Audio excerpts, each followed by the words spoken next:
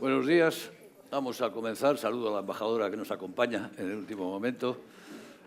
Me acompañan Iliana Olivier y Manuel Gracia para esta breve presentación del contenido del informe. Después abriremos un turno de debates.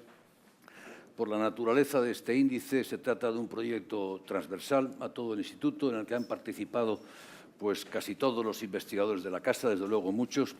Independientemente de que en estos momentos quienes han llevado el liderazgo ha sido Manuel Gracia y sobre todo quiero agradecer a Iliana, que ha sido la gran impulsora de este proyecto desde hace mucho tiempo. También se han involucrado expertos externos al instituto.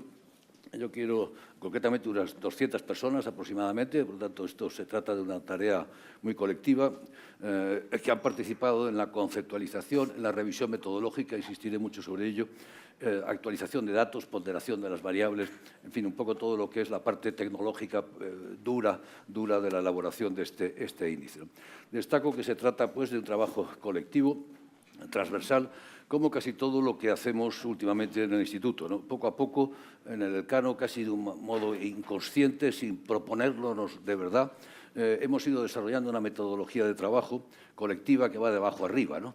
En la cual se trata de partimos de unos grupos de trabajo muy amplios, con participación de expertos con muy diversa orientación y formación intelectual, pero también con muy diversa trayectoria profesional, que discuten regularmente los diversos temas, de modo que no solamente comunicamos, que lo hacemos evidentemente, sino que escuchamos. Estamos aprendiendo a escuchar, que es algo muy difícil, pero que es algo muy importante para un think tank, escuchar las voces de la sociedad, las voces plurales de la sociedad, y luego eso empaquetarlo, sintetizarlo y volverlo a presentar. Pero la tarea de escuchar cada vez es más importante en las tareas del Instituto Elcano y en este índice se manifiesta, ¿no? Este es el índice que se comenzó a trabajar en el año 2008, se publicó sus primeros resultados en el 2011. Nacía así pues, la primera edición, que crece cada año y que aspira a convertirse en uno de los productos de referencia del Instituto. Yo creo que lo está consiguiendo y sabemos de algunos países y de numerosos think tanks que han manifestado su interés en explotarlo por una parte e incluso replicarlo. Y estamos en esa relación con algunos países y think tanks. Se trata también de un proyecto en expansión, constantemente en expansión, que se da en distintos ámbitos, ¿no? Una expansión que abarca distintas dimensiones. En primer lugar, por las herramientas de análisis que se van generando sobre la base del índice. Las cuotas de presencia por países, sin duda alguna, es el más importante y es el más evidente, es el punto de partida, pero se han ido construyendo índices para la Unión Europea y para otras regiones, como puede ser América Latina y otras. También se han construido índices para la presencia exterior de las comunidades autónomas y no solo para la presencia global de España. Por lo tanto, se van aumentando los instrumentos de medida. En segundo lugar, esto nos ha ayudado también a ampliar el número de productos relacionados con el índice. Cabe destacar el lanzamiento en octubre del 2015 de la herramienta Data América Global, en colaboración con la revista de Política Exterior y con Flaxo España, que analiza quincenalmente algún aspecto de la proyección exterior de América Latina y pueden verlo en la web. En tercer lugar, el proyecto se ha ido internacionalizando, digamos, la presencia global del índice Elcano de presencia global, para jugar con las palabras. En este sentido, la web que hoy se actualiza también con nuevos datos, es tanto una herramienta de difusión del índice como un mecanismo de seguimiento de este mismo proceso de internacionalización. De esto dan muestra los datos sobre el acceso a dicha web. Desde la publicación en octubre del 2014 de la web, ha recibido más de 35.500 accesos desde 158 países diferentes, ¿no? Más del 75% de estos accesos fueron realizados por nuevos usuarios, confirmando pues, la expansión del índice hacia nuevas audiencias, que es un tema fundamental, como pueden ustedes imaginar. En cuarto lugar, los datos de este año incorporan una importante novedad muy relevante en términos técnicos. Los cambios metodológicos derivados del informe de evaluación estadística que realizó el Competence Center on Composite Indicators and Scoreboards del Joint Research Center de la Comisión Europea. Como quizás ustedes sepan, aclaro todos estos términos tan técnicos, además de dar apoyo a la Comisión, este Center on Composite Indicators desarrolla trabajos académicos y manuales estadísticos como un conocido handbook on Constructing Composite Indicators, y ofrece, y esto es lo relevante, un servicio de evaluación estadística de una selección de índices compuestos a petición de sus autores. Es decir, los autores de los índices le piden que haga una evaluación y, por lo tanto, respalde la calidad técnica de ese índice compuesto, ¿no? Es así, por ejemplo, como han sido evaluados por este centro, el COIN, han sido evaluados, por ejemplo, el índice de percepción de la corrupción de Transparencia Internacional, que todos conocemos, es un índice fundamental que utilizamos constantemente, o el Environmental Performance Index desarrollado por la Universidad de Yale y muchos otros, ¿no? Y fue también a petición del Instituto Elcano que el equipo del COIN accedió a evaluar nuestro índice, tarea que se inició en los primeros meses del 2016 y tras más de un año de estrecha colaboración entre ambas instituciones, en el que se han incorporado una serie de variables, cambios metodológicos al índice, el COIN lo ha valorado muy positivamente, subrayando la robustez estadística, el valor añadido y la coherencia con su marco conceptual. Nos invita también a realizar una serie de ajustes adicionales en los que trabajaremos durante este próximo año. Todo ello se recoge en el capítulo 3 del informe que se presenta hoy. Yo creo que es un respaldo técnico muy valioso, muy importante para nosotros, porque nos da la evaluación metodológica, certifica la calidad de la metodología utilizada en un instrumento para el cual eso es absolutamente esencial. Como hemos señalado ya en ocasiones anteriores, saludo a Enrique Iglesias, bienvenido, patrono de nuestra fundación. El índice Elcano de presencia global mide en qué medida los países están ahí fuera, ¿no? O como señalaba Carola García Calvo en el informe de hace un par de años, se trata de un índice que permite descodificar el proceso de globalización, y ahora hablaremos de eso, ¿no? ¿Quién ocupa el espacio exterior? El espacio exterior, ¿quién lo ocupa, ¿no? ¿Qué países, qué regiones, como dice? ¿Cómo lo ocupan? ¿Con qué medios, con qué instrumentos? Instrumentos políticos, económicos, culturales, militares. En definitiva, se trata de medir, y esto es lo importante, medir, saltar pues desde percepciones subjetivas a realidades objetivas, la proyección efectiva y real en el espacio exterior de los países o de las regiones o de las áreas, como hablaba anteriormente. No mide poder, mide la presencia, por lo tanto el poder realizado, el poder efectivo. De hecho, algunos de los países con fuerte presencia no son poderosos hoy, aunque lo han sido usualmente en el pasado, y viceversa. Que el poder se transforme o no en presencia depende de muchas cosas, entre otras, por ejemplo, de la voluntad de cada país o de cada región para usar ese poder en el exterior. Por poner un ejemplo, puede que les sorprenda saber que los 28 países de la Unión Europea gastan en defensa 3 veces más que Rusia. 3 veces más, pues a la vista está la rentabilidad que Rusia le obtiene a ese poder duro y la rentabilidad que la Unión Europea le obtiene a esas 3 veces más que gasta que Rusia. En este informe del 2017, que analiza los resultados del índice para el 2016, por lo tanto, con datos, como siempre, es inevitable del año anterior, se incorporan 10 nuevos países al listado, 2 latinoamericanos, Bolivia y Panamá, 3 subsaharianos, Costa de Marfil, República Democrática, 4.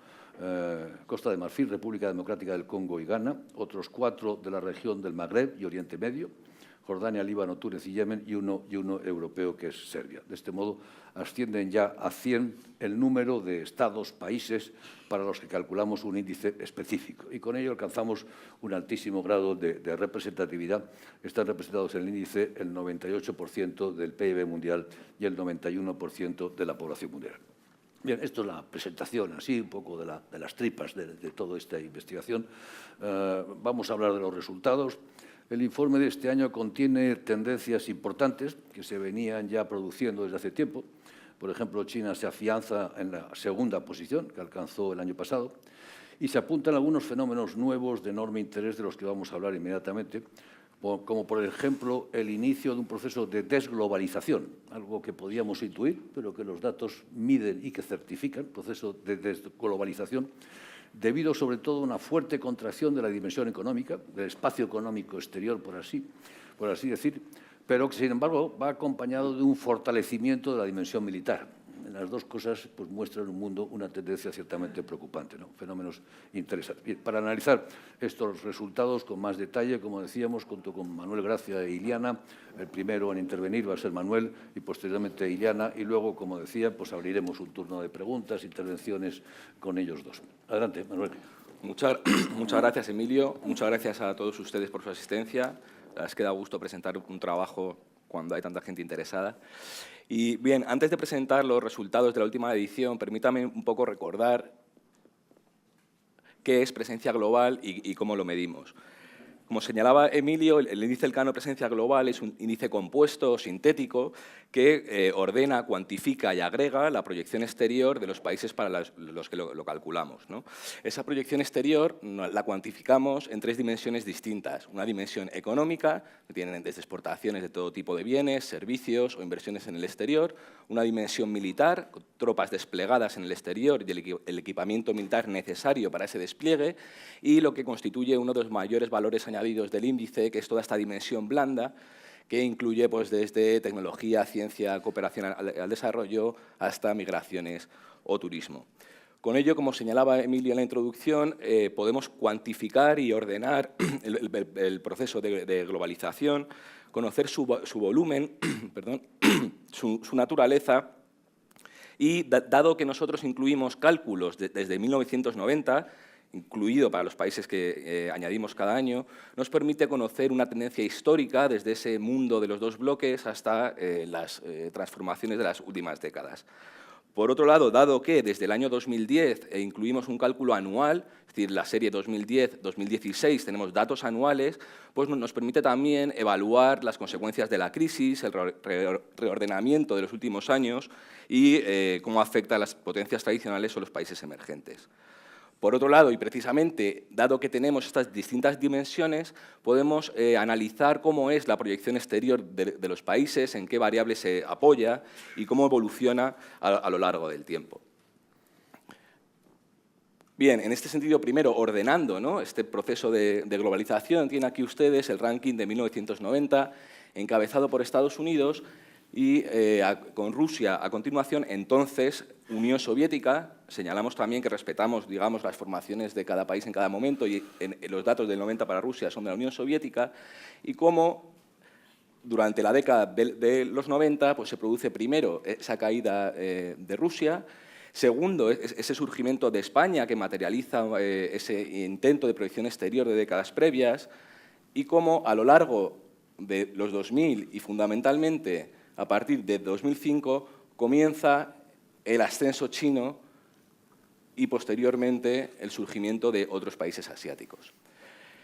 El ranking de esta edición sería este que ven ustedes aquí, y si lo comparamos con el del año pasado, siguiendo la metodología que tenemos actualmente, pues ven pocas variaciones en las posiciones principales. En estas 11 primeras posiciones, Japón, Rusia, afectada por esta caída de bienes energéticos, perdería una posición, y Canadá, Países Bajos, donde se produce el ascenso de Canadá a pesar de la pérdida de presencia absoluta de ambos países. Esta cuestión de posición y variación en cantidad es relevante, y en estas primeras 11 posiciones nos encontramos la confirmación de una tendencia que veníamos ya detectando en ediciones previas, que es la pérdida en valor absoluto de presencia de varios países, entre ellos potencias tradicionales. En este último año pierden presencia Reino Unido, Rusia, Canadá, Países Bajos, Italia, también España, aunque no aparece aquí, y el resto de los principales top 10 o top 11 ganan poca presencia, a excepción de Estados Unidos y China, y en menor medida Alemania. Si comparamos esta evolución de posiciones desde el 90, pues vemos que estos incrementos de posiciones se concentran fundamentalmente en China y Corea del Sur y también Alemania, mientras que dentro de las potencias tradicionales, podemos decir, encontramos escenarios distintos, ¿no? Encontramos pérdidas de posiciones de Reino Unido, Francia, Rusia sobre todo, o Italia, y un mantenimiento, a pesar de subidas y bajadas durante la serie, de las posiciones iniciales en los 90, tanto de Estados Unidos como de Japón, Canadá, Países Bajos y también España, que ocuparía el puesto 12. Bien, decía que por un lado ordenamos, pero por el otro también cuantificamos. Y esta cuantificación nos permite ver los escalones reales que hay entre distintas posiciones y valorar la posibilidad bien de ascenso o bien de ser superado por otros países, ¿no? Tiene ahí en primer lugar Estados Unidos con una presencia abrumadora, es líder en todas las dimensiones y años, y como China se sitúa en segunda posición, pero ya señalaba Emilio, aferrado, ¿no?, a esa posición con una diferencia de casi 100 puntos respecto a Alemania, que ocupa el tercer lugar. Por el contrario, Reino Unido, que pierde presencia respecto al año anterior, se sitúa ya próximo en ese grupo siguiente con Francia, Japón o Rusia, y vemos cómo ya a partir del 8º puesto de Canadá las diferencias disminuyen sustancialmente. Este menor margen de diferencias, como digo, permite más posibilidades de ascenso, en el sentido que es más fácil ganar posiciones, pero también es más fácil que otros las ganen. Y en este sentido, pues, países europeos como Italia, o España o Bélgica se encuentran en márgenes muy bajos respecto a sus competidores inmediatamente posteriores, por lo tanto es de esperar pues, un posible ascenso en ediciones posteriores. No obstante, aquí en este top 20 se mantienen todavía 8 países de la Unión Europea: Alemania, Reino Unido, Francia, Países Bajos, Italia, España, Bélgica, Suecia. Podemos añadir Suiza como país europeo, por supuesto Estados Unidos, Canadá y Australia, y vemos en el grupo de emergentes Brasil como único latinoamericano, petroleros, Arabia Saudí, Rusia y sobre todo asiáticos, ¿no? Tenemos ya a China, Corea del Sur, India y Singapur en este top 20. Sin embargo, como digo, este grupo de emergentes es matizable en función de su comportamiento, y es una cosa que señalamos en esta edición, cómo estas categorías de países emergentes o potencias tradicionales son categorías cada vez menos contingentes de realidades homogéneas, ¿no? Tienen aquí variaciones en términos absolutos, y lo primero que vemos es cómo ya se producen pérdidas de presencia de países emergentes, pérdidas de presencia en términos absolutos. Evidentemente son los países con una inserción más primario exportadora, y sobre todo aquellos concentrados en el sector energético, los que registran la mayor caída de presencia en términos absolutos, y vemos como China pues, acumula incrementos en todos los periodos. Es destacable cómo veíamos ese ascenso de posiciones en el periodo 2000-2010, pero si acumulamos esta presencia que China tiene desde el año 2010-2016, ese aumento acumulado es ya superior al de la década previa. Por otro lado, otros países emergentes que acumulan, digamos, incrementos de presencia en todos los periodos, pues serían otros países asiáticos como Corea del Sur, Vietnam y otros como Turquía, que se caracterizan precisamente por un perfil de inserción más orientado al sector manufacturero y, por tanto, menos afectado por la volatilidad de los precios energéticos o de bienes primarios. En el caso de los petroleros, como digo, se empiezan a detectar caídas en términos absolutos, y quizá la única excepción sería, con matices, pues porque en el último año cae sustancialmente, Arabia Saudí, que en ediciones previas comentábamos que pudo compensar esa caída de energía con otras variables. En este caso fueron variables de la dimensión blanda y el aumento de los flujos de cooperación al desarrollo, y en el último año incrementa su presencia militar fruto de su participación en el conflicto de Yemen. Sin embargo, decía cómo estas variaciones en términos absolutos que permiten evaluar el ascenso de los emergentes son matizables si en lugar de valor de presencia analizamos posiciones. Precisamente señalaba esa pequeña diferencia en los segmentos más bajos del ranking permiten un ascenso más rápido de posiciones con incrementos de presencia muy bajos. Y esto es lo que le ocurre fundamentalmente a los países africanos, que, como veis, pues se sitúan en aquellos que han cosechado mayores incrementos de posiciones en el ranking. Cabe señalar respecto a África 2 cuestiones. En primer lugar, que mantienen todavía un perfil de presencia, en este caso y con la metodología que usamos en el índice, apoyado fundamentalmente en su dimensión militar y en su participación mediante tropas en misiones de paz, pues en África, en distintas misiones. Por otro lado, decía respecto al continente africano, dado que incluimos cada vez mayor número de países, en esta última edición se llamaba Costa de Marfil, Ghana o la República Democrática del Congo, pues tenemos ya una gran representatividad de un continente que a menudo está, digamos, menos o más olvidado en rankings de relaciones internacionales, y nos permite, por lo tanto, añadir valor y utilidad en análisis regionales al índice de presencia global. Y ya con esto dejo paso a Ileana. Muy bien. Gracias. Gracias, Manuel. Ileana. Gracias. Buenos días.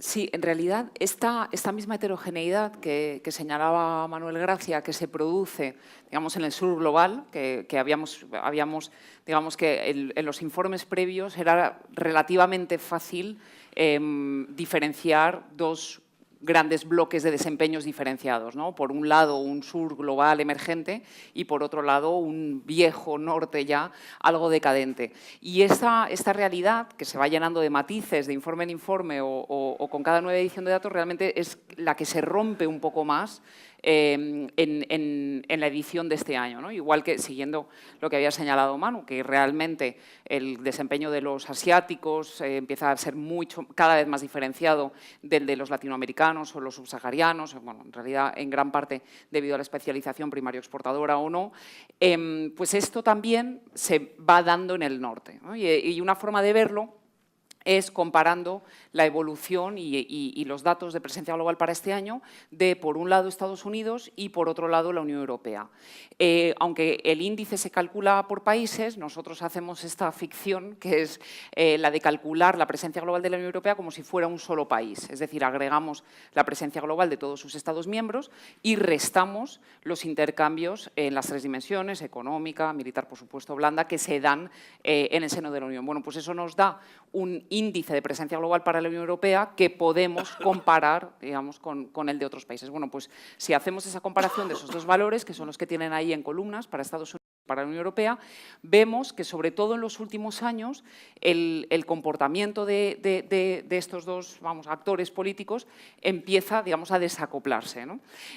Hay una cierta pérdida no de valor de presencia global, porque, bueno, pues teniendo la masa de presencia en la que parten, la mantienen y quizás crecen más rápido, más despacio, pierde un poco en algún año, pero en general hay un mantenimiento del volumen. Pero si observamos las cuotas, es decir, si la presencia global fuera si la representáramos como una gran tarta, digamos, qué porciones de tarta ocupa cada país, bueno, pues esa cuota, esa tarta, para Estados Unidos y para la Unión Europea tiende a caer con el proceso de globalización, ¿no? Los países que se van sumando al proceso de globalización van haciéndolo de forma, digamos, más rápida y más activa que estos dos grandes actores globales. Y esto es algo que es un comportamiento que se da más o menos en paralelo. Estados Unidos y la Unión Europea ocupan más o menos los mismos niveles de presencia global en volumen durante estos años, y ambos tienen una pérdida paulatina de cuota durante los años de globalización rápida de los 2000 y de los 2010. Pero llegados a 2012 hay un punto de inflexión. Ahí es cuando vemos que, aunque la Unión Europea mantiene la pérdida de cuota, es algo que podemos ver, esa línea, ¿no? Esa línea verde que mantiene su tendencia al descenso. Estados Unidos no. Estados Unidos recupera algo de cuota. Hay que tener en cuenta, además, que en el caso de la Unión Europea es digamos, una masa que también va cambiando su composición, porque, siguiendo lo que ya señaló Manu en su parte de la presentación, tratamos en todo momento de que las etiquetas reflejen las realidades que hay detrás. Entonces, el volumen de presencia global, el número de países para el que se calcula la presencia global de la Unión Europea, también va cambiando con las diferentes ampliaciones, ¿no? Y, por lo tanto, pues en el año 2013 es cuando ya incorpora los 28, ¿no? No antes. Entonces, digamos que esa sería una primera reflexión respecto digamos, al norte, que, igual que nos vamos encontrando con un sur global heterogéneo, nos vamos encontrando también con un norte crecientemente heterogéneo.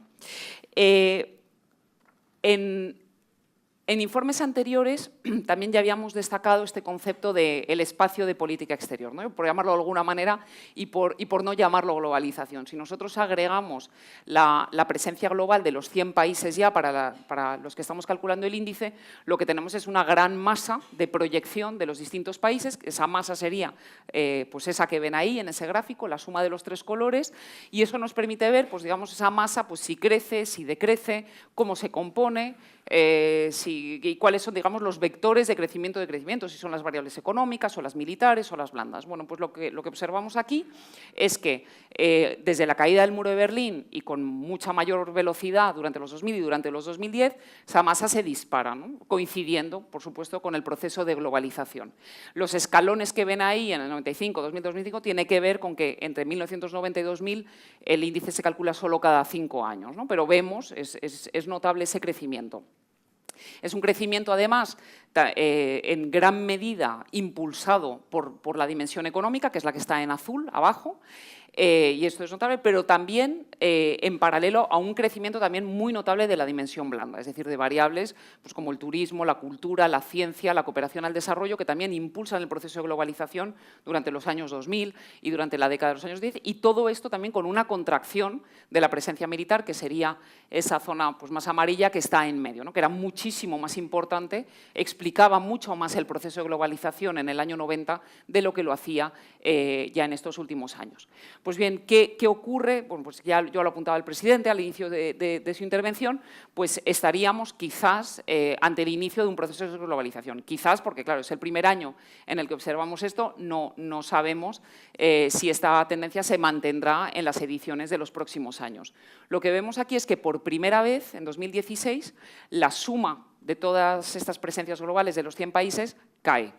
Es decir, lo que habíamos tenido eran crecimientos de distinto ritmo. Es verdad que en los últimos años, entre 2012 y 2013 hasta 2015, lo que teníamos era un crecimiento muy lento de este valor agregado, pero este año, por primera vez, hay una caída. La caída es muy ligera, o sea, realmente, digamos, en términos porcentuales, cae menos del 1%, cae un 0,8%, pero es muy revelador, digamos, del momento de la coyuntura internacional en la que nos encontramos.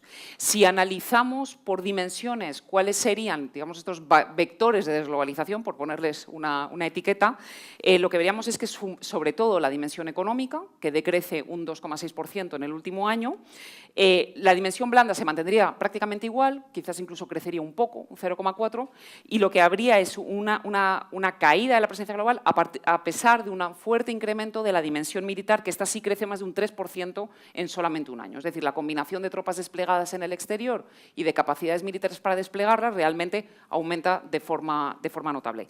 Entonces, es sobre todo una desglobalización, quizás un inicio de desglobalización por la dimensión económica y dentro de esta, fundamentalmente, por las dos variables de bienes primarios y de variables energéticas. Por lo tanto, esto, digamos que de algún modo se veía venir, es decir, a medida que iban cayendo los precios de las commodities, esto iba a acabar afectando a la presencia global y esto es lo que también explica, en buena medida, ese comportamiento diferenciado de los emergentes que estuvo explicando anteriormente Manu.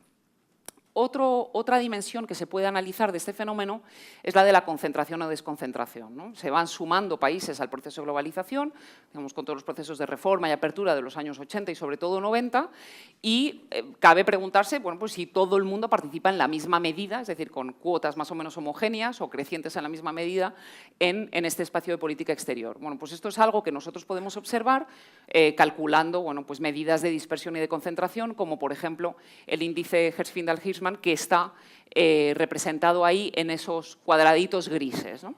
Ese índice, digamos que cuando registra valores altos, cuando crece lo que estamos dando es desconcentración y cuando se reduce lo que está… No, perdón, cuando crece… Lo he dicho al revés, ¿no? Cuando crece, concentra. Cuando crece, concentra y cuando decrece, desconcentra. Entonces, ¿qué observamos? Que durante los años de rápida desglobalización, el índice cae. Por lo tanto, hay una desconcentración. Es decir, a medida que va aumentando la proyección exterior de los distintos países, los países que se van incorporando al fenómeno realmente van ocupando cuotas cada vez mayores. Pero ya con la ralentización del proceso en los últimos años, vemos que esos cuadraditos vuelven a subir ligeramente, es decir, ya se producía una nueva reconcentración en los principales actores globales, ¿no? En el top 10 o en el top 20. Y de hecho vemos que respecto al último año, digamos, ya con este inicio de desglobalización, lo que tenemos es una subida aún más acusada que en años anteriores. Y esta misma realidad es la que se reflejaría si utilizamos otra medida de concentración o de dispersión, como es la distribución de esta masa de presencia global, de esta distribución por quintiles. Aquí, ¿qué observaríamos? Bueno, pues en primer lugar, que hay unos cuantos pocos grandes jugadores globales, ¿no? Es decir, en el entorno del 80 y algo por ciento de toda la presencia global de esos 100 países, en realidad está proyectada por solo 20, ¿no? Y luego son los otros 80 los que se reparten el resto. Pero partiendo de esos altos niveles de concentración, lo que sí ha sido a lo largo de los años una ligera desconcentración.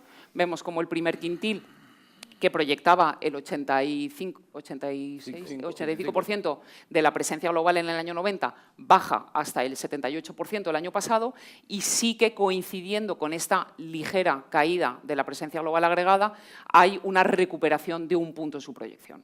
También en este gráfico lo que vemos es que realmente en los años de desconcentración, bueno, pues digamos esos puntos, esas porciones de presencia global que pierde el primer quintil, bueno, pues se reparten un poco entre los otros 4 quintiles. Ya por último, aunque, bueno, por supuesto todos los detalles están en el capítulo 3, sí que quisiera detenerme solo un momento en lo que está incluido en el tercer capítulo del informe, que es un capítulo que no está elaborado por nosotros, sino por los evaluadores estadísticos del índice, por el equipo del Joint Research Center, y es simplemente destacar los 2 principales cambios metodológicos, bueno, hay muchos, están muy documentados, pero cuáles son los 2 principales cambios que afectan, digamos, a los valores de presencia que hemos presentado en la edición de este año. Bueno, quizás el primero y el principal, que es que hemos pasado de combinar variables brutas, variables absolutas en total, es decir, por ejemplo, el volumen de exportaciones de bienes energéticos o el volumen, la cantidad de patentes orientadas al exterior. Hemos pasado, ahora hay un proceso intermedio en el cual, digamos, para poder combinar las variables y tratarlas adecuadamente, bueno, pues la kurtosis y la simetría, se denominan o se hacen intensivas, es decir, se dividen en el caso de las económicas por el PIB y en el caso de la dimensión militar y blanda por su población. Ahí se corrigen, digamos, bueno, pues todos los elementos estadísticos a corregir y luego se reescalan en función del PIB y de la población. ¿Qué hace este fenómeno? Bueno, pues digamos que pone en evidencia, al tener tanto las variables intensivas como absolutas, pone en evidencia la importancia del tamaño. Es decir, es algo que en cualquier caso siempre ha saltado a la vista en todas las distintas ediciones que hemos ido presentando, que es que en gran medida la presencia global también correlaciona desde luego con el tamaño demográfico y económico de los distintos países, ¿no? Y esto es algo que se hace muy patente al pasar por este proceso estadístico. Es decir, hay países más abiertos, países más cerrados, pero al final, digamos que el volumen de presencia global que puede proyectar un país y, por lo tanto, su capacidad a priori de moldear el proceso de globalización o las instituciones de gobernanza global viene en gran medida influido por el tamaño. Y luego la segunda corrección, que también es quizás algo menor y afecta sobre todo, digamos, a la comunicación del índice, es que hemos redondeado las contribuciones de las distintas variables y dimensiones, digamos, a la fórmula final del índice. Las variables ahora se expresan sin decimales y las dimensiones pues, con números bien redondos, dando pues, un 40% de peso a lo económico y a lo blando y un 20% a lo militar. Y yo ya, bueno, pues ya simplemente antes de terminar, sí quisiera mencionar a 2 personas que han contribuido de forma también muy activa en esta edición del índice, tanto en la búsqueda de datos como en la elaboración del informe, en la actualización, en la larga y trabajosa actualización de la web, que son bueno, Marcos Ochoa y Mario Lagomariz, que han estado participando como estudiantes en prácticas en este proyecto. Muchas gracias. Muy bien, pues muchas gracias a ambos. Retengo algunas ideas que parecen que ser las conclusiones más importantes. Mayor presencia militar en el espacio exterior, todo con moderación, porque los datos, la tendencia no está asentada, pero mayor presencia militar, menor presencia económica, por lo tanto, un espacio exterior económico que se reduce, o en todo caso no crece después de muchos años de crecer muy, muy espectacularmente, como hemos visto en esa base azul que iba creciendo. Consecuencia de los juegos de lo uno y lo otro, desglobalización, podríamos decir, o una incipiente, o al menos una ralentización clara de la globalización. Esto sí que se podría decir, porque de hecho, además, eso ya lleva varios años. Y luego lo que es muy importante también es esa concentración de ese espacio en pocos países. Me parece que es algo muy importante, ¿no? Por lo tanto, países fuertes. Un número reducido de países fuertes. En lugar de ver reducir su presencia y su control, por lo tanto, del espacio exterior, pues ven crecer esa presencia Kissinger hablaba de un mundo westfaliano y yo en algún trabajo hablaba de un mundo neo-westfaliano. Pues esto parece que apunta en esa dirección, ¿no? Pocos países fuertes que controlan, quizás sería demasiado, pero en buena medida hegemonizan el espacio exterior. Lo veíamos antes, 80-85%, el primer quintil controla prácticamente casi la totalidad del espacio exterior, ¿no? Bueno, y me callo aquí con esto. Yo creo que hay materia para pensar muchísimo. Quizás podemos hablar de muchos otros temas. Preguntas, comentarios, observaciones. Adelante, una aquí y luego vamos atrás, dos. Venga, por favor, ¿quién tiene el micrófono? No, aquí delante y luego allí atrás, sí. Aquí sí, señor. Aquí. Si se presenta, por favor. Sí, por supuesto. Enhorabuena por el informe. Mi nombre es Javier Martínez. Quería hacerles la pregunta siguiente, porque veo que es un cambio de tendencia encomiable en el cuadro 1.1, cuando se han considerado, y más con el cambio metodológico, el cambio de tendencia 2015-2016 en Irán, justamente en comparación con Irak, y cómo se ha pasado de valores negativos la tendencia del 2012-2015, que estaba en un menos 7,6, a una tendencia positiva que entiendo que es por la moderación del gobierno de Rouhani, y a pesar de todo lo que ha sido las sanciones que todavía siguen en el ámbito fuera de nuclear, que es un crecimiento del 4,0. Entonces, eso realmente da que pensar, simplemente eso. Gracias. Muchísimas gracias. Vamos a coger alguna otra y luego ahí al fondo hay una... Sí, ese señor. Luego seguiremos. Luego. No se me ve nada aquí. Me levanto. Sí, soy Ángel Alonso de la agencia EFE. Yo quería preguntarles dos cuestiones muy rápidas. Por un lado, ya en el índice del año pasado se vio que España bajaba un puesto al 12º, que es el que mantiene en este índice. Se hablaba de, bueno, que bajaba presencia en Europa, pero mejoraba en algo por su reorientación económica, de la política económica. Yo quería preguntarle si en este último año han notado efectivamente que las tendencias que hay en cuanto a España pues son esas, efectivamente, asentadas en el turismo y en esa reorientación económica de la que se hablaba en el índice anterior.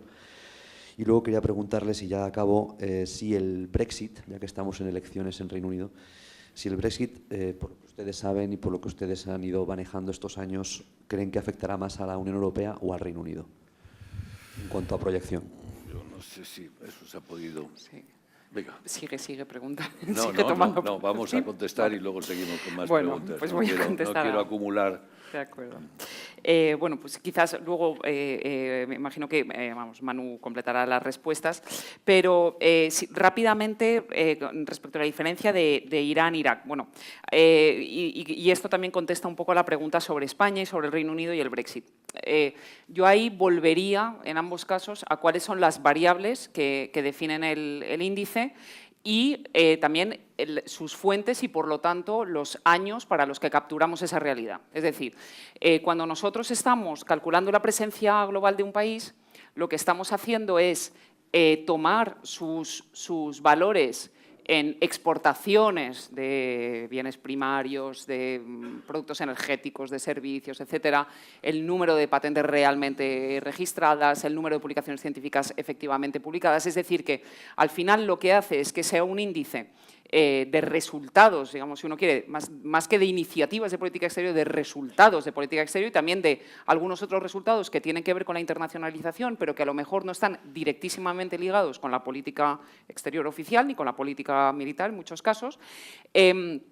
Y además los tomamos de fuentes internacionales abiertas. ¿Qué significa? Que cuando nosotros estamos tomando los datos para construir el índice 2016, que son los datos publicados por las fuentes a 31 de diciembre de 2016, muchas veces esos datos están haciendo referencia a años anteriores. O sea, desde luego en los datos de comercio, el 2015 es lo más reciente que vamos a tener en ese momento y en algunos casos incluso antes, el 2014, 2013. Entonces, en ese sentido, giros, digamos, cambios de gobierno, giros en la política exterior de los países en un momento dado, no es algo que primero, en primer lugar, que se refleje en el índice de forma inmediata y, de todos modos, si observamos la tendencia para la mayor parte de los países a lo largo de los años, vemos que es un índice que refleja cambios muy estructurales. Es decir, rara vez hay un cambio de gobierno que realmente se vea fácilmente identificado en el índice. Nosotros, por ejemplo, bueno, pues para aquellos países que conocemos más, pues como el caso de España, si vemos la serie a lo largo de los años, vemos que realmente los elementos que han ido marcando las subidas o bajadas de posición tienen más que ver con cuestiones de muy largo plazo más que con cambios de gobierno, ¿no? Entonces,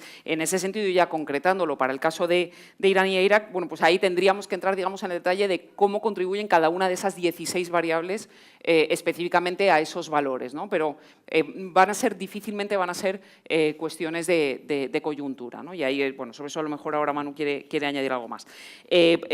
Para el caso de España, bueno, esa se la dejo a Manu, vamos, no por escaquearme, sino porque él he analizado más detalladamente los resultados para España, pero sí, también en el mismo sentido querría hacer una mención al Brexit y al Reino Unido.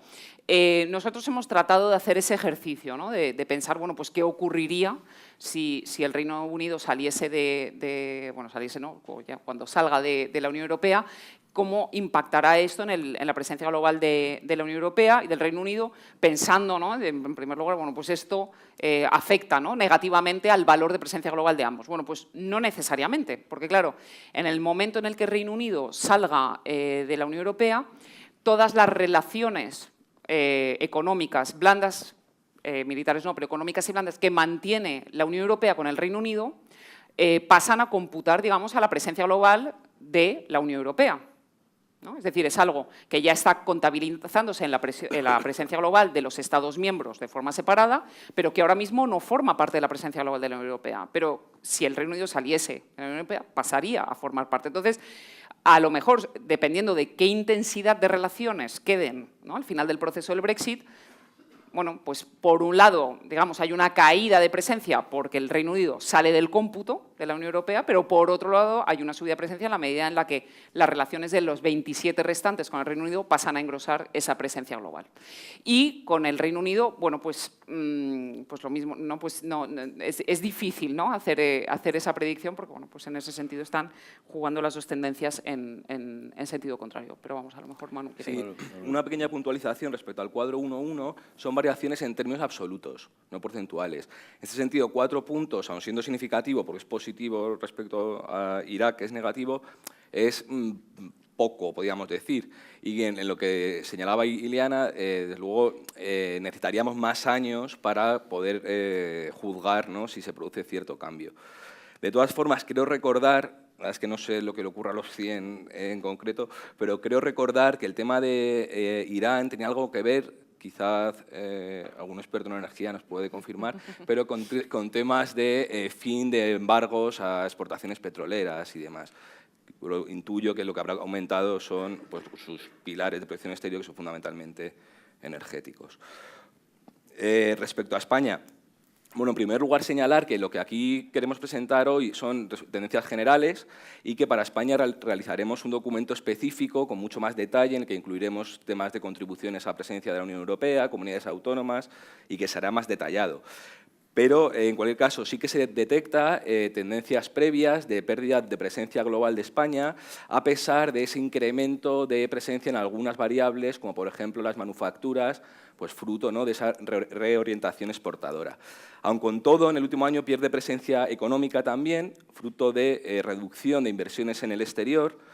Y si tomamos un periodo un poco más largo, 2010-2016, vemos dos cosas. Por un lado, pérdida de presencia militar, fruto del desguace del Príncipe de Asturias, que era portaaviones de lo que más puntúan dentro del equipamiento, y por otro lado, cierta transformación dentro de la dimensión blanda, que ha sido tradicionalmente pues, el pilar de proyección española. Y transformación en un sentido de composición de los distintos indicadores y el peso que tienen, ¿no? En 2010, por ejemplo, era fundamentalmente cooperación al desarrollo y también migraciones. Hay que señalar que migraciones en este sentido son migración recibida y a lo largo de la crisis, pues, caen estas variables, migraciones y cooperación, y surge otra vez turismo o cultura pues como los pilares tradicionales de proyección exterior española. ¿Más preguntas? ¿Había alguna por allí? Sí, adelante, por favor, a este señor. Y luego, por ahí hay una. Luego. Muy buenas. José Marcello. Yo quería hacer solo una observación. Es extraordinario ver 64 páginas con muchos cuadros, con muy buena información, pero a la hora de referirse al espacio exterior, a la hora de hablar de países, ni un solo mapa. Entonces, es una crítica que quiero que acepten, porque la cartografía cuantitativa de valores relativos, que es a lo que se están refiriendo, en 5 páginas podía quedar pues, redondeando muy bien todo este informe. Le agradezco el comentario, tomamos buena nota. Adelante. Un comentario. Adelante, Comparto completamente la reflexión. Solo indicar que en la página web que tenemos, además de todos los datos y la posibilidad de descarga, hay una herramienta que se llama Explora, que está orientada precisamente a esta proyección cartográfica, por lo que le recomiendo que lo vea ahí. Desde luego, contemplaremos incluirla en próximas ediciones. Como ve, tenemos respuestas para todo. Estaba seguro, habiendo 2 doctores honoris causa. Gracias. Adelante. Hola, sí. Sí, adelante. Soy Guillermo Santos, socio de iCapital AFI, y tengo una pregunta que es simplemente un comentario y un ánimo constructivo. Si han previsto o ya lo han llevado a cabo trasladar los resultados del estudio y su metodología a las agencias de calificación, porque podría suponer una fuente de ingresos para el Real Instituto. Me refiero a agencias de calificación de rating a efectos de las calificaciones de los estados. Está usted fichado ya. Sí, no, cualquier sugerencia sobre la financiación es, por supuesto, muy bienvenida, pero estando muy orgullosa del producto, no estoy muy segura de qué podrían hacer las agencias de calificación con él. ¿Qué quiero decir con esto? Nosotros insistimos mucho en el carácter positivo y no normativo del índice, es decir, estar alto en el índice no significa necesariamente estar mejor, ¿no? Eso no es un índice de poder, no es un índice de imagen, es decir, lo que está reflejando es la cantidad y la naturaleza de la proyección exterior de los países. El origen de esa naturaleza, además, bueno, pues se puede considerar deseable o no deseable según el punto de vista desde que se analice, pero es decir, no acaba un país que sube, no es necesariamente un país que está subiendo porque ha llevado a cabo una política económica adecuada o porque está fortaleciendo su política exterior. Es decir, que eso necesitaríamos comparar los resultados de presencia global con toda una serie de índices. Bueno, pues hay otros con los que hemos comparado, con índices de poder, con índices de esfuerzo en diplomacia global, que eso sí puede arrojar un poco más de información. Pero vamos, la sugerencia de financiación es muy bienvenida. ¿Más cuestiones? Sí, allí, por favor. Espere que le traigan el micrófono y se presente usted, sí. Aquí. Gracias. Mi nombre es Francisco de Medina, me intereso por la India. Últimamente me parece que el PIB de India ha superado al Reino Unido. Bueno, todo lo que me ha dicho la agregada comercial, me lo creo. Entonces, la pregunta es, me ha parecido que en la escala que han hecho, me ha parecido que está dentro de los 10, me ha parecido, el 16, me ha parecido. La pregunta es cómo ha ido escalando, cómo la presencia de India exterior, cómo ha sido, ¿no? Es interesante. Gracias.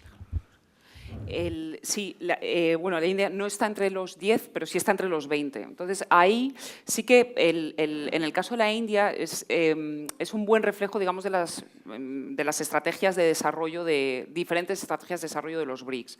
Es decir, que el tamaño impacta mucho en el lugar que ocupan los países en presencia global, pero ahí, por ejemplo, en presencia global se pone muy de manifiesto que el modelo de crecimiento y desarrollo chino fuera un modelo mucho más extrovertido que el de Brasil o la India. Es decir, en cualquier caso, cuando se trata de grandes economías, son economías donde el mercado interior va a tener un peso importante y donde, por lo tanto, digamos que aún puede haber pues importantes niveles de exportaciones en volumen, pero quizás no tanto en relación al PIB. Es decir, que al final pueden ser economías grandes que ocupen puestos elevados entre los 20 primeros en presencia global, pero no necesariamente en el top 10, ¿no? Entonces, en el caso de la India y Brasil, eso es muy notable, ¿no? Es decir, ahí se ve mucho, digamos, que se ha apostado por procesos de desarrollo que descansaban en mayor medida que el chino en el mercado interior, ¿no? Y eso explica que, desde luego, China se catapulte a la segunda posición y que Brasil y la India, a pesar del crecimiento económico, no lleguen a esos niveles.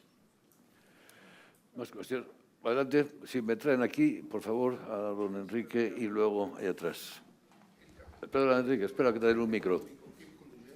No, simplemente cómo en la parte económica, ¿en qué índice están reposando, básicamente? Bueno, pues lo que tenemos por un lado son exportaciones de bienes energéticos, exportaciones de bienes primarios, exportaciones de manufacturas, exportaciones de servicios y stock de inversión en el exterior. En este sentido, es un índice de proyección hacia afuera, no es de apertura, en el sentido en el que no computamos la proyección hacia adentro, o sea, no computamos importaciones, sino simplemente orientación hacia afuera de las variables económicas. Yo le doy mucha importancia a un tema que cuando uno lo compara se da cuenta el cambio en cuanto a la capacidad de presencia del país, que son las grandes empresas. La caída espectacular de las empresas americanas en número y el surgimiento espectacular de China, que tiene más de 100 y pico de empresas.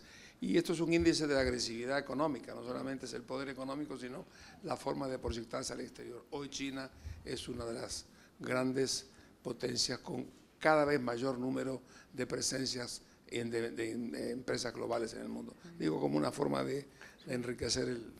Completamente de acuerdo, y en cierta medida esperamos que eso se refleje en el mayor o menor stock de inversión en el exterior. Y en este sentido, en China lo que se ve es una transformación de su presencia económica pues, hacia otras variables, en este caso servicios o inversiones, que van teniendo cada vez más importancia en esa proyección china. Yo quería aprovechar la intervención de Enrique Iglesias para preguntaros un poco por la presencia exterior de América Latina, que es un tema que hemos discutido en varias ocasiones y que le va a interesar. Luego seguimos con las preguntas, ¿no? Pues te lo planteo yo, Sí. No ha salido aquí, pero es un tema trabajado y quería Sí. que hicierais algún comentario. Me parece que es interesante para muchas cosas, ¿no? Sí, al final es algo que efectivamente tenemos relativamente trabajado precisamente a través pues de este producto de Data América Global. Nos obliga a reflexionar al menos un par de veces al mes sobre esto. Y en realidad, pues quizás el título con el que, la frase con la que titulamos el primer Data América Global es bastante reveladora, ¿no? Decíamos, América Latina, actor pasivo de la globalización. En realidad, lo que vemos es que si sumamos, ¿no? con todas las cautelas que hay que tener al hacer este tipo de comparaciones, ¿no? Porque si sumamos la presencia global de todos los países latinoamericanos para determinar la regional, es decir, en ese caso no podemos descontar los intercambios intralatinoamericanos para definirlo como un bloque como hacemos con la Unión Europea, pero tampoco lo hacemos con otras regiones, vemos que realmente, comparado particularmente con Asia, pero también incluso con Magreb y Oriente Medio, realmente el valor agregado de presencia de América Latina ha tendido a crecer de forma muy lenta, muy lenta. Y si miramos el conjunto de la serie y miramos el conjunto de las contribuciones, vemos que al final es un índice que es enormemente sensible en la parte económica a la especialización productiva de los países. Y en este sentido, y en lo que afecta a la presencia global, sí que es muy notable pues la diferencia entre la especialización, digamos, manufacturera y lo que eso arrastra en lo blando, la ciencia, la tecnología, etcétera, de los países de Asia Oriental por un lado, y la especialización pues más primaria y energética de los países latinoamericanos, ¿no? Como sabes, corrígeme si me equivoco, la única región con menor presencia exterior que América Latina sería la África subsahariana. Está justo por encima. Pero todos los demás tendrían una mayor presencia exterior que América Latina, lo cual es muy importante pues, para nuestros intereses y preocupante también, ¿no? Más preguntas. ¿Había más intervenciones? Sí, ahí hay una señorita y luego atrás. Hola, buenas tardes. Perdón. Adelante. Soy Belén Carrasco, de la Comisión Europea en España. Mi pregunta iba orientada sobre todo para Iliana Olivier. que es quien habló sobre la Unión Europea, pero también me interesa la opinión de Manuel García. Recientemente la Comisión ha sacado el libro blanco sobre el futuro de Europa, que va acompañado de unas propuestas sobre unos escenarios planteados para remediar este punto de inflexión en el que se encuentra la Unión, y va acompañado de una serie de reflection papers. Ya ha salido el del pilar social, la Unión Monetaria salió ayer, Harnessing Globalization, ya va a salir dentro de poco el de seguridad y defensa. Y es decir, la Comisión se ha dado cuenta, Juncker se ha dado cuenta de que la Unión Europea, el proyecto europeo está en crisis y hay que remediarlo. A raíz de esto, mis preguntas son, en primer lugar, ¿consideras que el descenso en presencia global de la Unión Europea coincide quizás con este punto de inflexión en el que no sabemos si mayor integración o potenciar lo de la Europa a varias velocidades o no tiene nada que ver? Y en segundo lugar, si consideras que es conveniente la implementación de esta serie de propuestas que todavía no están muy bien definidas, pero supongo que Juncker en el discurso sobre el Estado de la Unión a finales de año las concretará un poco más. La implementación de políticas comunes, como por ejemplo políticas comunes en seguridad y defensa o una unión fiscal, pueden hacer que reviva o incremente de nuevo la presencia global de la Unión Europea en general. Muchas gracias. Muchas gracias. Bueno, lo que suele pasar con este índice es que las cosas se ven venir de largo, ¿no? Es decir, que si uno observa el comportamiento de la presencia global de la Unión Europea, ya, digamos, situándonos mucho antes del punto de inflexión al que te referías, y de hecho incluso remontándonos a años que podían ser de algún modo, pues si no años dorados, pero sí años, digamos, mucho más alegres para la Unión Europea que el punto en el que se encuentra ahora, sí se veía un estancamiento de la proyección exterior. De nuevo, quizás la lectura del índice en solitario no es suficientemente ilustrativa de fenómenos políticos como el que tú estás definiendo. Ahí a lo mejor lo que habría que pensar es, muy bien, pues si el valor agregado de presencia global de la Unión Europea era más o menos el mismo que el de Estados Unidos, incluso en algunos años mayor que el de Estados Unidos, comparemos eso, digamos, con el nivel de proactividad que podían tener Estados Unidos o la Unión Europea en pues, los distintos espacios de gobernanza mundial, ¿no? O sea, que de algún modo esto quizás podría ser el reflejo todo lo contrario, es decir, vaya masa de presencia global para no usarla, ¿no? O para no usarla tanto como se podría usar en una situación de esas características. Muchas de las medidas a las que tú has hecho referencia tienen en realidad que ver con, digamos, reformas internas, que todo acaba afectando, ¿no? Y a la larga podrán acabar afectando a la presencia global de la Unión Europea, pero en fin, establecer ya un vínculo, digamos, directo entre la unión fiscal y la presencia global sería un poco atrevido, ¿no? ¿Dónde sí podría haberse afectado? Quizás, digamos, en aquellas acciones que tienen que ver precisamente con la proyección, la política exterior de la Unión, la proyección exterior y su participación en el proceso de globalización, ¿no? Entonces, en ese sentido, bueno, pues una mayor asertividad, como se está teniendo últimamente, bueno, pues como por ejemplo en el famoso 2% de defensa, el 0,7% de cooperación, todo eso sí que son elementos que, en principio, directamente afectarían a los valores de presencia global. Luego queda ver, por supuesto, qué se hace con esa presencia global y cómo se materializa o se capitaliza, digamos, en responsabilidad de gobernanza, ¿no? Sí. Una puntualización, cuando aquí mostramos los datos de la Unión Europea, nos referimos de la Unión Europea hacia el mundo. Entonces, eso que señalabas en tu pregunta de la interrelación entre Estados miembros no es captable aquí, pero sí que es captable en otro índice paralelo, que tenemos, que es índice Elcano de presencia europea, que es la misma metodología, pero manteniendo solamente las variables en el espacio europeo. Entonces, comparando ambos índices, sí que hay algo ilustrativo, que es la diferencia entre Reino Unido y Alemania, por ejemplo. Alemania con una mayor proyección fundamentalmente económica hacia Europa, mientras que Reino Unido tiene una mayor proyección hacia fuera de Europa y, por tanto, mayor contribución a la presencia de la Unión Europea en el mundo. Y, por ejemplo, es también ilustrativo comparar la proyección de España hacia Europa de la hacia el resto del mundo. Y aquí, por ejemplo, vemos que la proyección española hacia la Unión Europea es más blanda, se apoya más en toda esta dimensión blanda que veíamos antes, por ejemplo, migraciones o turismo, mientras que la dimensión económica pues, se proyecta más hacia otras regiones del mundo. Tenemos alguna más ahí al fondo y podemos quizás coger alguna más. Hola, ¿qué tal? Soy Ángel Nieto del periódico La Razón. Ya habéis comentado que es difícil extrapolar... ¿Sí? Sí. extrapolar una decisión de gobierno al índice de presencia global de manera inmediata o a corto plazo. Pero sí que hay decisiones ahora mismo que, por ejemplo, están tomando en Estados Unidos que yo creo que sí que tienen un impacto bastante directo, como la cancelación del Acuerdo Transpacífico, Acuerdo de París, veto migratorio. Entonces, el rato que estáis trabajando ahora mismo, que imagino que estáis trabajando para 2017, ¿qué tendencia veis o qué estáis analizando y si se desplomará Estados Unidos con Trump en la presidencia? Gracias. Pues honestamente no estamos trabajando todavía en 2017. Si tuviéramos eso nos haríamos ricos con las agencias de riesgo. Ahí sí, ¿no? vamos a las agencias de calificación. No, a ver, la respuesta corta es no lo sé. No, para empezar, los datos que nosotros trabajamos son los que están publicados a 31 de diciembre, con lo cual realmente hasta que no termine el año no lo vamos a poder estar viendo. Y sí, o sea, tienes toda la razón, hay decisiones políticas que tienen un impacto muy inmediato, otras no. O sea, no todas las variables tienen la misma sensibilidad, digamos, a las decisiones políticas.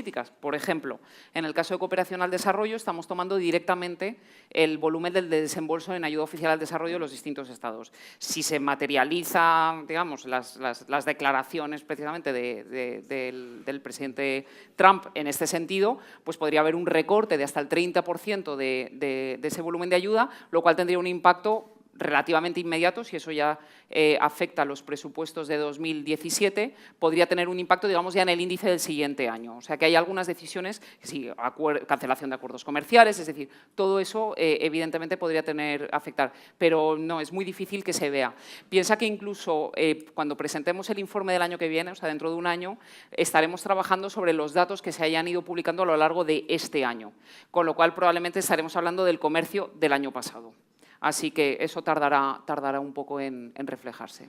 En todo caso, si me permites un comentario adicional, el retranqueo, por así decir, de Estados Unidos sobre sí mismo y away from Europe también, no es algo que haya empezado con el presidente Trump. Empezó de un modo moderado y lento, pero empezó ya con Obama, de modo que eso ya se está manifestando y lo vemos ahora. Es cierto que ahora hay un punto de inflexión clarísimo en dimensiones que antes no estaban incluidas, como es el tema del proteccionismo comercial y otras, o el cambio climático, que puede ser brutal. Vamos a ver qué es lo que dice. Yo no sé si ha tomado la decisión ya o todavía no, pero nos tira a todos en vilo.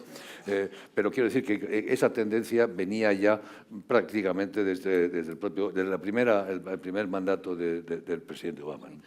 Sobre esto hay un dato también que puede ser interesante, que está incluido en el informe, pero que no hemos destacado en la presentación.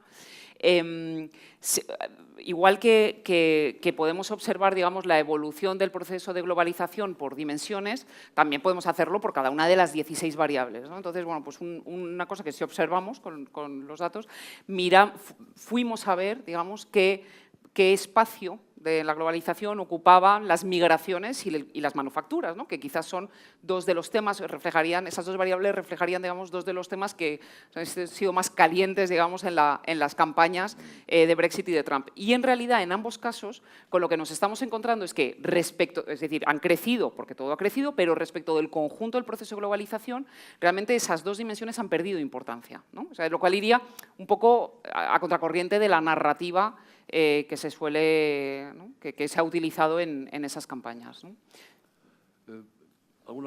Sí, perdón. Por favor, traigan el micrófono aquí.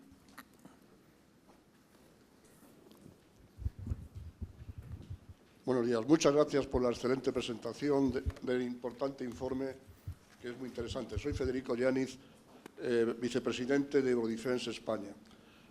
Y me voy a referir a un comentario que hizo el moderador al comienzo de esta presentación sobre los gastos de defensa de Rusia y de los países y de la Unión Europea.